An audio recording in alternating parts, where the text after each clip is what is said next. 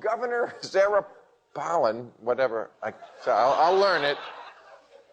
When they were vetting her for this job, like 3 seconds ago, she said, quote, I'm not making this up, what is it exactly that the VP does every day? Let me feel that one for you, Sarah. They start wars, they enrich their friends, they subvert the Constitution, and they shoot people in the face. That's what the vice president does.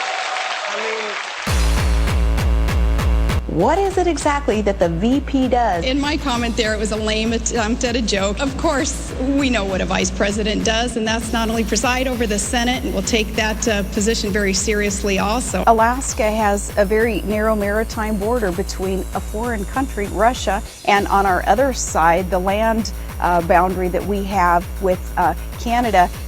It's funny that a comment like that was kind of made to I don't know, reporters. Mocked. Yeah, mocked, I guess that's the word, yeah. Okay, I'll tell you, honestly. The Sarah Palin in those interviews was a little bit annoyed. What other Supreme Court decisions do you disagree with? Well, let's see. There's, going through the history of America, there would be others, but... Can you think of any? Well, I would think of any, again, that could best be dealt with on a more local level. Maybe I would take issue with, but it's like, man, no matter what you say, you're going to get clobbered. Any kind of perceived whine about that excess criticism, and that doesn't do us any good. Fair or unfair, it is there. I think that's reality.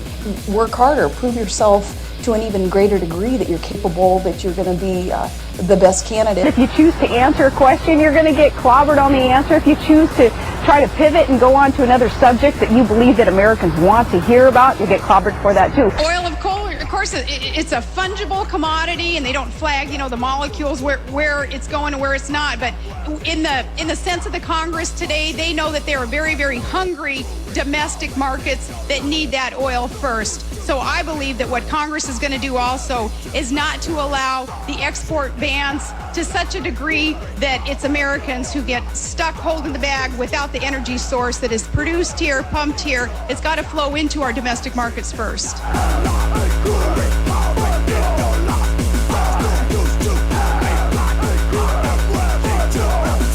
I'm thankful that the Constitution would allow a bit more authority given to the Vice President also, if that Vice President so chose to exert it in working with the Senate. Our founding fathers were very wise there in allowing through the Constitution much flexibility there in the office of the Vice President.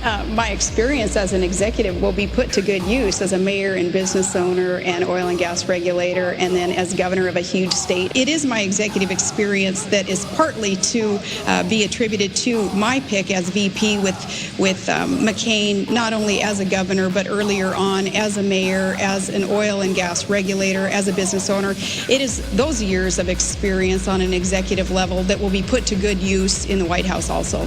Maverick, John McCain's Maverick position.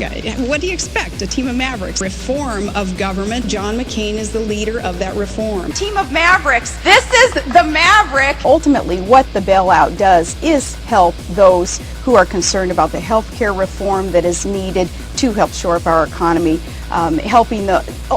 it's got to be all about job creation. Is that a yes, that you think we have the right to go across the border, with or without the approval of the Pakistani government? We must do whatever it takes, and we must not blink, Charlie. I'm just going to ask you one more time, not to belabor the point, specific examples in his 26 years of pushing for more regulation. I'll try to find you some and I'll bring them to you.